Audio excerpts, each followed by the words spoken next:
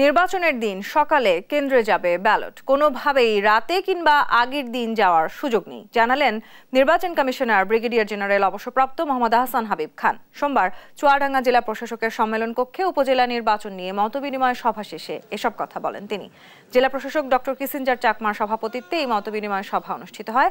আহসান হাবিব খান আরও বলেন, উপজেলা পরিষদ নির্বাচন প্রভাবমুক্ত ও নিরপেক্ষ হবে। কোনো প্রার্থী প্রভাব বিস্তারের চেষ্টা করলে কঠোরভাবে দমন করা হবে।